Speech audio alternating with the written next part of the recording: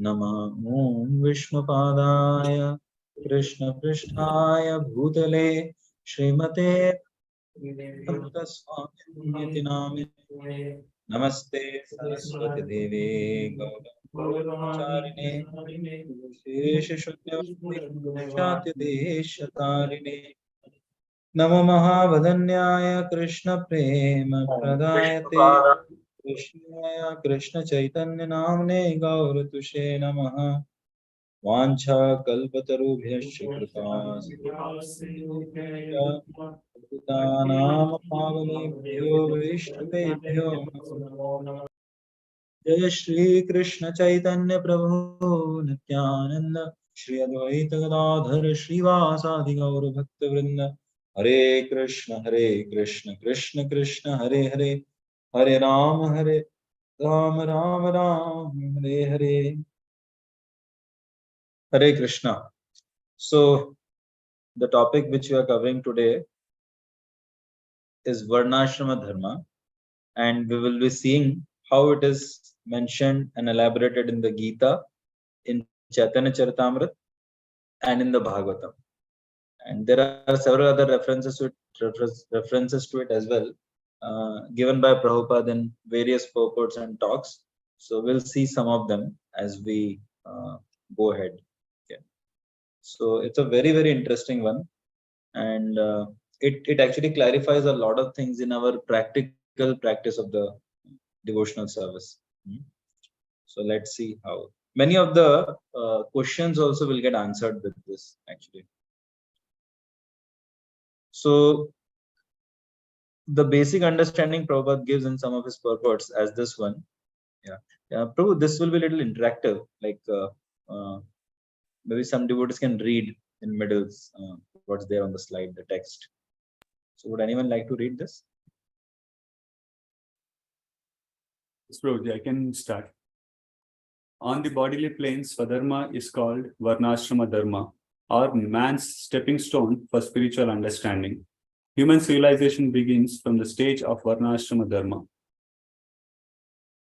So see, what is the meaning of this? Prabhupada is explaining here that human civilization begins from the stage of Varnasrama Dharma.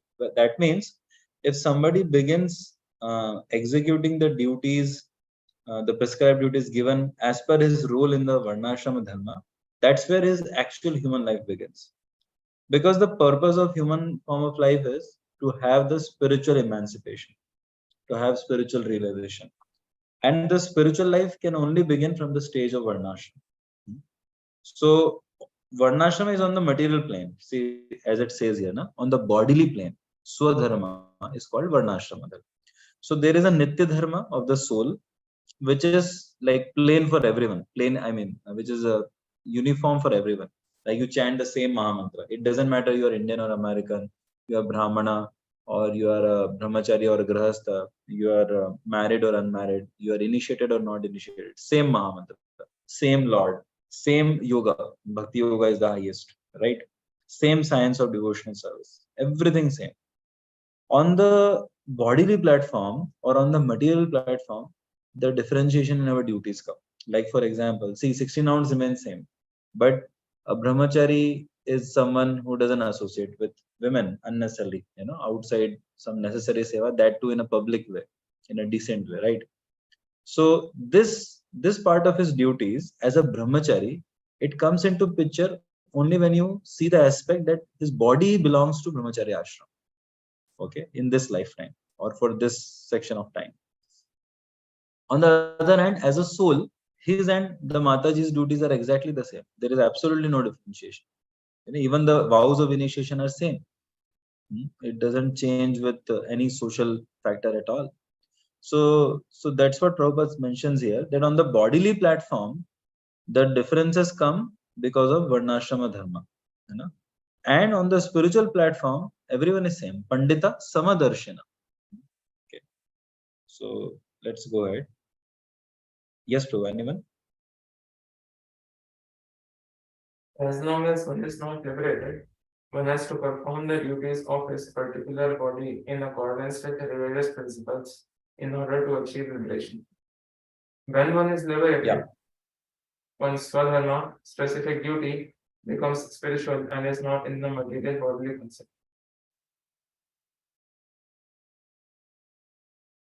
So very clear, that as long as one is not liberated, one has to perform the duties of his particular ashram. Hare Krishna. Just got the power back. So, what is the meaning of this? Like, as long as I am in this body, or as long as I am on the, I am in the bodily consciousness, I need to follow a certain set of rules and regulations. Okay? The moment I am liberated, which means even I may become Jivan Mukta. Jivan Mukta means while being in this body, I may become liberated. Just like you see, there is a coconut. So there is a tender coconut and there is a ripe coconut. So in the case of ripe coconut, the actual coconut pulp, the white substance, that gets separated from the that outer shell, right? So in the tender coconut, it is attached. In the ripe coconut, it is detached from inside, right? So similarly, while being in this body, if we are ripe in our spiritual consciousness, in our spiritual realization, then our soul becomes detached from the bodily conception, although it is within the body still. As Jesus Christ said, be in this world, but not of this world. So similarly, Jivan Mukta, the term Jivan Mukta means that there are many devotees even today in ISKCON who, although they are still within the material body, but they are not on the material platform. So then on them, the rules don't apply. Absolutely don't apply. The Varnasrama rules and regulations, because they go beyond bodily consciousness. For example, in Chaitanya Charitamrita, there is a mention of Sri Ramananda Rai. So Sri Ramananda Rai, he used to even organize the dance by young girls for the pleasure of Lord Jagannath. So he would teach the young girls.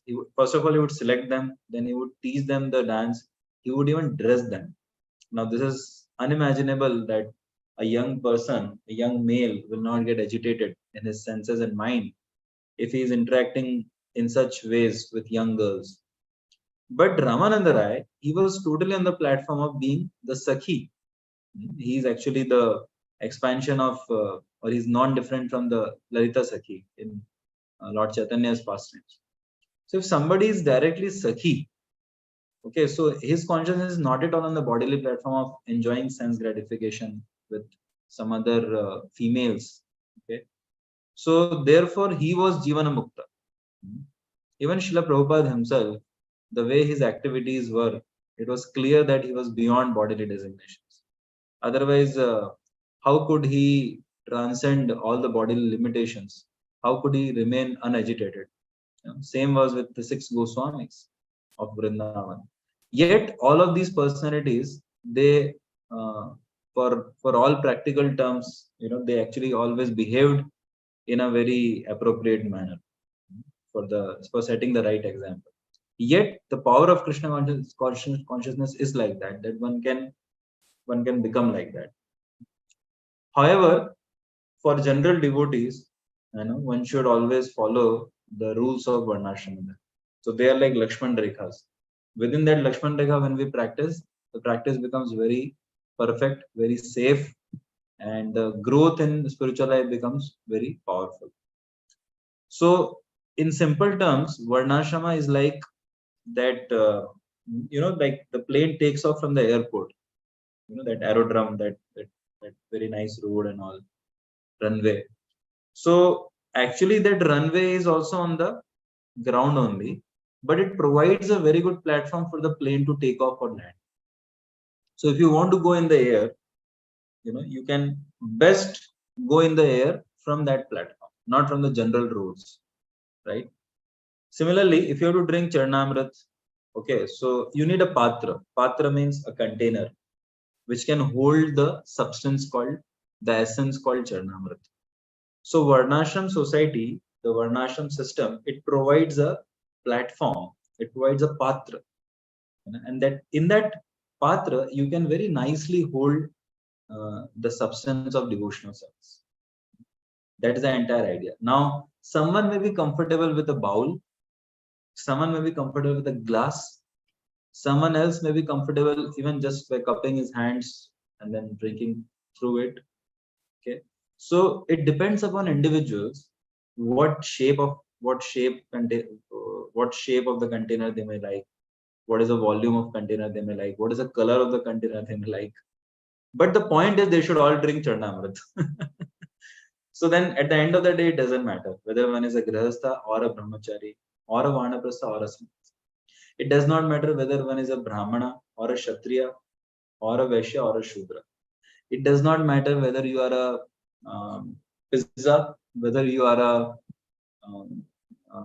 sweet balls, gulab jamuns or rasagullas. It does not matter whether you are a herbal coffee. Okay, what matters is you all should be offered to Krishna. Like in Mahaprasad, you have chili items also. You have some sweet items as well. You have some bitter items. You have some salty items. Whatever items are there, they're all good. Why? Because they are all agreeing to be offered to Shri Radha and Krishna. So the essence of Varnashrama is that everyone in the society works together as a team. Okay. But the point is they all should be for the pleasure of the Lord. Just like in musical instruments. Somebody may be a mridanga, somebody may be a kartal, somebody may be harmonium, somebody may be a guitar, somebody may be just a vocal. But they all should be taking part in Sankirtan. So that makes them divine. It's not that everyone has to be kartal, everyone has to be mridanga. No. You can be a violin, you can be a saxophone, okay? You can be a keyboard, a piano, okay? You can be anyone. Just the point is you should be part of Sankirtan and you should be part of the team.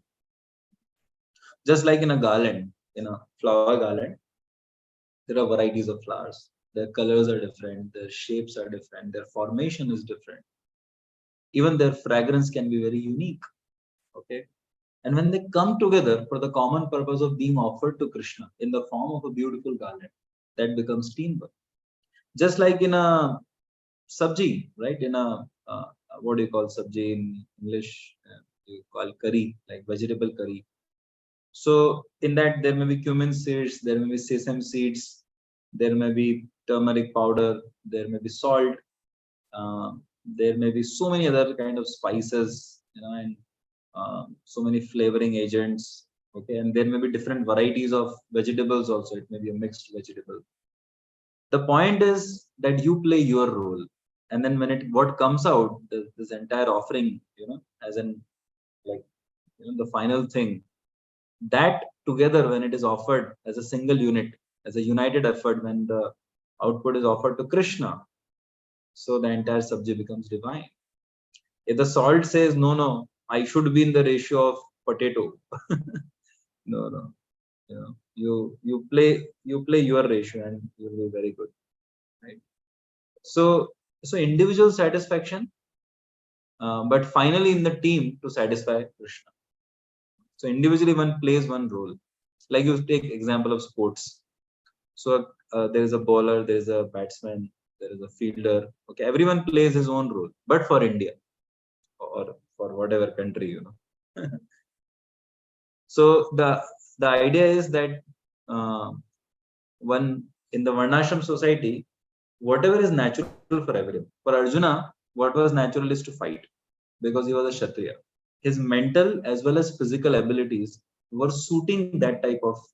Just like you have a cap, na?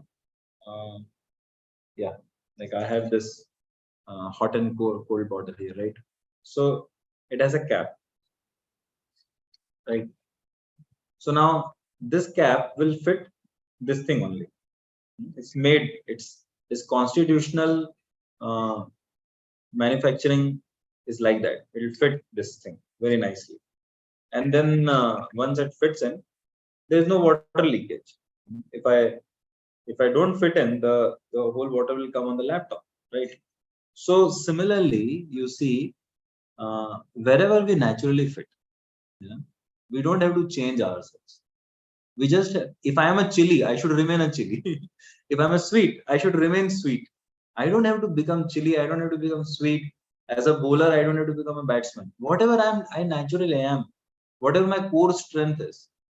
Okay, let me be that, and let me be confident and happy. There is no need of inferiority, superiority. This one is bigger. This one is, all that. Like you must have heard of caste system and all. It's not like that. Main thing is be offered to Krishna. Be there for the service of God and society. That is the bottom line. So Arjuna can be also satisfied that he as a Kshatriya can use his abilities in the right direction. Okay. And Draupadi also can be happy. Like in ISKCON temples, Matajis can make garlands, Matajis can, have the festivals, rangolis and all. Matajis can preach to girls very nicely and closely guide them. Matajis can cook. Matajis can, even those who are working, they can donate also, right? And the men are there. They can do the financial and accounting part. They can do administration. They can do the protection of the temple and community. So just like in a family also, no? Wife, the wife, the lady, so she has the womb in her body, so she can give birth to the child. 9 months she can nourish the child within her own body, and the man has the facility to give the bija, right? So both can play their own natural roles. So that is the idea of Varnashram society. That materially let every individual be naturally satisfied. Whatever is natural for him. Like in India, they always have this. Whenever a child is born, like typically, he should become a doctor, he should become an engineer, or different states have different things. Like Bihar and UP, everyone they want to make an IAS officer, UPSC. So I often ask this question: who will become citizen if everyone becomes king? There should be an entrance exam for being a citizen. Similarly, you go to South India. In India, everyone wants to go to US. I don't know whether you guys know you must be knowing definitely. In Punjab and that northern area, na Delhi ke aaspas ka, everyone wants to go to Canada, London, and some go to US also. And in some of the other states, they want to go to Middle East, Dubai, Saudi. So everyone has, this kind of, he should do like this only. He should go to IIT, he should do this, should do that. No, let him be natural. Don't like whatever is, they say na, if you love your job, you don't have to do one. Like now, see, I am there. So for me, there is nothing which I'll exchange my life with, because I am very naturally situated. So I just can't think of anything better. You must have often seen this. Oh, sorry, power. Yeah, but I've switched on one small LED here. So you must have often come across this. Forward. Yeah, I have often come across this experience, like whenever there is a feast or something.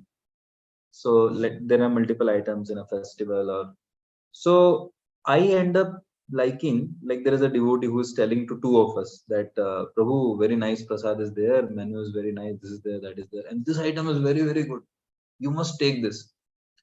Now when two of us go and sit down for the prasadam, so I end up liking one particular item very much, and this other devotee, he is more into the other item, another item. He takes more helpings of that, and I take of this one. So it's an individual thing. Similarly, Varnashram celebrates individuality. Varnashram celebrates uniqueness.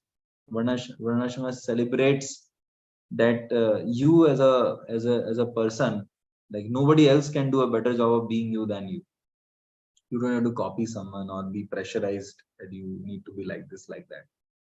So you be natural, and in that natural way, you still pursue the same goal of life, which is to please Krishna and go back to Godhead. That is the idea of Varnashram. And as a team, Samsiddhir Haritoshanam. That is the idea. As a team, your center should be Krishna, and you So you should be materially satisfied also. Okay, I want to get married, let me be married. I want to be a brahmachari. I am by default, not by default, what do you say? By my natural instincts, I have leadership qualities. Okay, so you lead, like you do leadership seva for Krishna.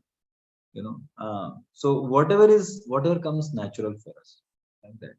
Let it get polished, trained, and let those abilities get channelized in the service to Krishna and society.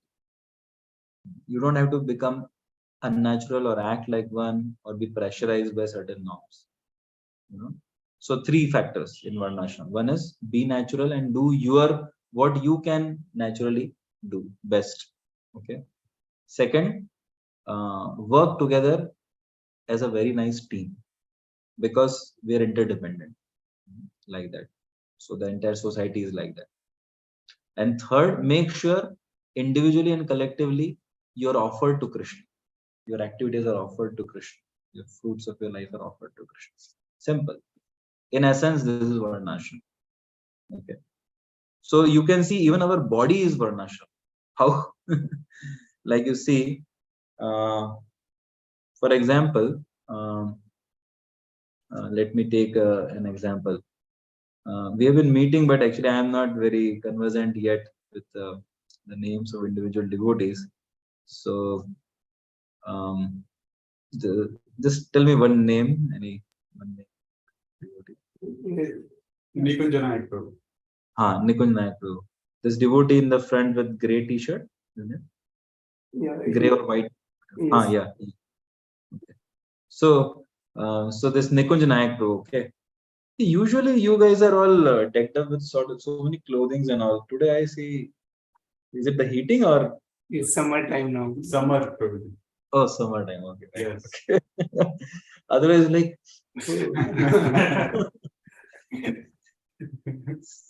So yeah, our time will also come. So now, like, if I was physically there, okay, in front of the devotees, and so I use again this bottle and I aim for Nikunj Nayak Prabhu, and it's a mystery which part of his body I'm aiming at, and I just throw it, like, with all my energy. I hurl it at him. What will be the immediate natural reflex of Nikunj Nayak Prabhu's body? I'm talking about his bodies. What will be the natural reflex action? Can you say, Prabhu?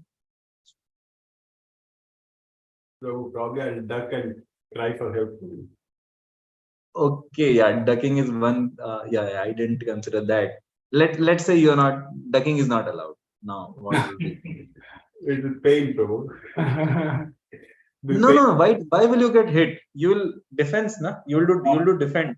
Yes. Yeah? So how will you defend? Like, which part of your body will defend? Usually my hands will try to catch the water you're throwing. Exactly. Usually it's always like that. Like, unless hands are not there or something. Right? If somebody throws anything on your face, if it hits, your hands will like massage it, or right, put some balm or something, some medicine. If you have to be protected, like you need not be hit, you can be protected, then your hands only will catch it. Is it not true, bro? True. Yes, Prabhu. Yeah. If I would have aimed the same thing on your chest or on your legs or your thighs, still the same hands, right? Yeah.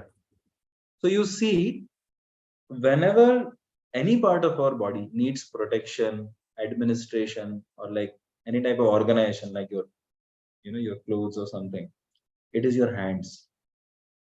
It is a natural job for your hands, your shoulders, right? Similarly, if you have to think of the care of any part of your body, which part of your body will do the thinking, strategizing? Mind. Head. Yeah.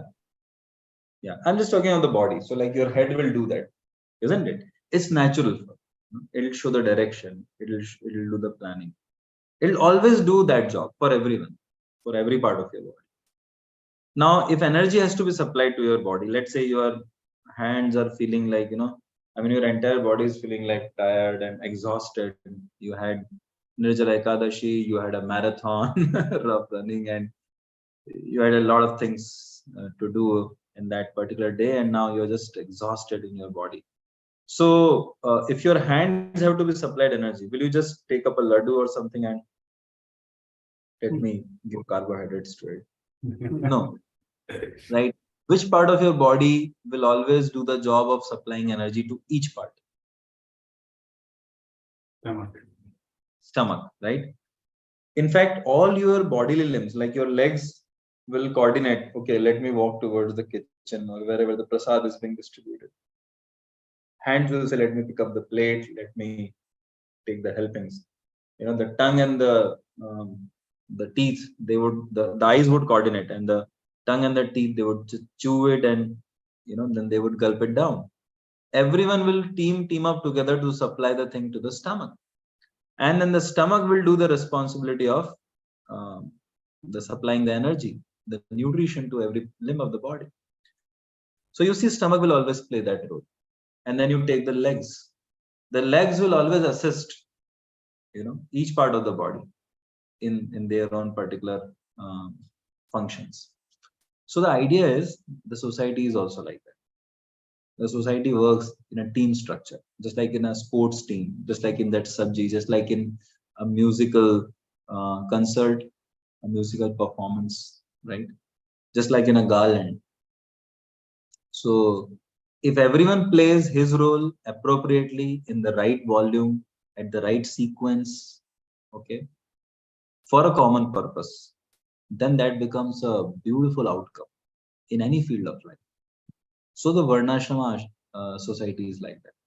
That let everyone play his or her natural role, and together as a team, and be offered to Lord. And this is natural. You take any university campus, they're also Varnasrama. The professors, who are they? They're like Brahmanas. They're intellectuals, right? They play their role. They're very good at, teaching, learning, experimenting, researching, right? Documenting. And then you have the administration people who are scheduling, who are, securing the entire thing. They're planning, they're strategizing, they're marketing. And then you have the finance and accounting people, right? That section, the entire section belonging to that. And then you have the guards or the cooks or the cleaners and janitors and all those people. So they come in the Shudra category. It is not that they are of no use. Okay, that's also a category, a respectable category. Or it is only an immature child who thinks that in cricket, fielders are of no importance. Only when you are immature, then only you think that only batsmen are important. When you get more maturity, you think, okay, bowlers are also important. When you get even further maturity, you think fielders are definitely also important. So your consciousness expands as your maturity expands. Similarly, Shudras also. So they are also very much needed as parts of the society. Similarly, brahmacharis, grahasthas, and vanaprasthas, or retired people, and sannyasis. So they together make a very good team. Of course, the ratio has to be defined also. We'll come to that maybe next week in our discussion. But is the basic funda of Varnashram society clear? Yeah, like that. So the purpose is individually and collectively to satisfy Krishna and to fulfill the spiritual goal. And also it simultaneously takes care of material satisfaction. Like if I have certain desires or certain abilities, then I should be naturally allowed to exercise them. Okay, so it also protects people, like ladies ke liye, the prescribed duties and the behavior parameters are so trained that others can also be protected and the ladies can also be protected. Similarly for children, similarly, like everything is very well defined in Varnashram. It's a very well-oiled machine. I won't call it machine, but a team structure. Very, very clearly defined. And in that way, practice of Krishna consciousness becomes fantastic, becomes very easy, becomes like a festival. How? I'll give you one or two examples. Like, unfortunately, today, even in India, sometimes people ask us, in trains or public places. So, sir, are you married? How, in India, how can you ask this question? Don't you see? And imagine if I'm holding hand of a girl or if I'm married, then they will say opposite also. How can you do this? It is such a hypocrisy. Or, like sometimes I'm sitting in a train or a metro or in a flight, and some young girl also, they don't have the manners, okay? They just come and sit very close, like just anyway, India has a lot of population, so they just, I said, Mataji, can you please, why? Why means, just I'm a boy, you are a girl, and I am a brahmachari, so it's nice if, So, no, I don't have any problem. No, I have a problem. Fine, I have a problem. In Varnasrama society, basic things were very nicely taught to people. How your behavior should be, how your behavior should not be. Another thing I'll tell you, for example, like we, like as brahmacharis, when I go out, sometimes people are asking charity from me. Okay, I say, Baba, I don't have any bank account. I don't have any personal earnings. And our job it is to ask charity from people, from you. How can you? So, or people charge us. People charge us. They should not charge us as the renounced order of life. Ideally, to go anywhere, they should not charge. In the Vedic society, that was the system, Prabhu. That was the system. Okay. See, I am giving examples like from my experience. I hope you can understand, like it's all interrelated. Say you are in a Varnashrama society, they'll give you exactly the holidays, exactly the time you need it. Now you may have to sometimes face that, when you don't need, you're given. When you need, you're not given. Right? So in Varnashrama, everything will be like the government's policies would be to safeguard and to naturally patronize the mathas, the ashramas, okay, and the facilities for Sankirtan would be given. So many things. Like I was just calculating, in one tier 2 city of India, they are spending like 20,000 crore rupees, which if you translate into dollars would be divided by, I think $250 million, something like that, to establish a city metro train system, okay, within the city's main places and all. So now my point to them is that you are spending $250 million for some small, few kilometers of all these metro stations and metro train and all. In $250 million, I can establish like 200 temples in major cities, and I can establish 100, not 100. I think I calculated. I think 600 or 800 youth centers, spiritual centers for major universities and colleges. And then there will be hardly any crimes. There will hardly be any problems in society. You sponsor like Sankirtan teams and Bhagavatam recitation everywhere. Okay, every child be given value education based on the Gita. And so and out of like 100 cities in India, one city may not have immediately the metro train system. And the city is anyways running well. Somehow it's managing. It's not needed. So if the Varnashram society is there, the priorities of the kings, the principles, the sequence of the principles they would first try to implement, that would be different. And so the society can very much prosper. Am I making sense, Prabhu? Yes. Yeah. Yes, Prabhu. You're saying something? Hare Krishna, Prabhu. Can you hear me? Yeah. So, okay, my name is Satwat. Yeah. So you gave the calculation that the $200 million are being spent to develop metro, but these many dollars can be actually spent to create many temples and youth centers.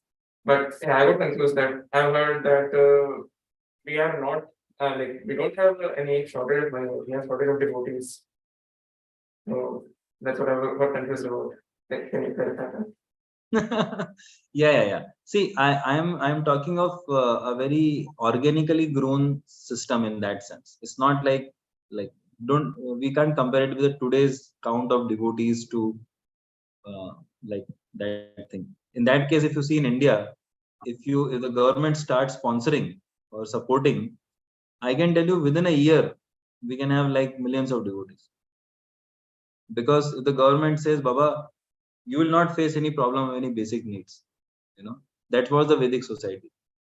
So there was no worry for of law or finances or facilities for people who are dedicated to serving God and society.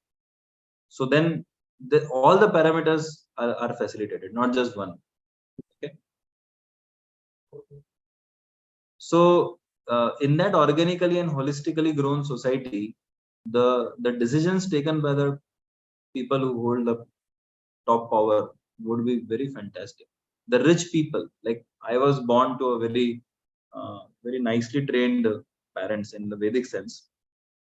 So my father was a businessman. I mean, he is a businessman. So he always used to tell me that, see, beta, we are Vaishyas, we are doing business. So the money which we earn, will become a curse upon us if, while observing that there are people who are not having food to eat, there are sadhus who are not having some facilities to serve God, while seeing that there are such people existing, we are still satisfied with our own life. No, he would say, you go do that. That is our duty. The money which we have does not belong to us. It is given by God and society.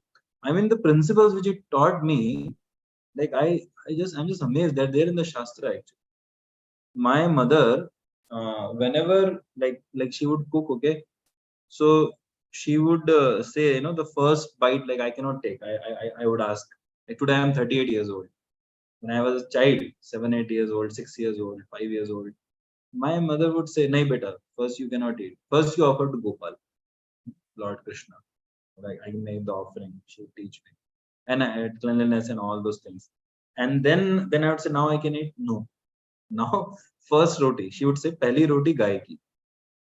So पहले एक हम, we would make a plate, like whatever you say, like meal. We would take in chapati, and in that chapati, we would put a small hill of rice, and put ghee into it. Okay, and then we put dal and sabjis, chutney, whatever is there, and that itself is a plate like to be eaten. And that we had two places we would put for cows, and we had our own gosha, feed the cows. Then I would say, can I eat now? No. Now you have to go and put for birds.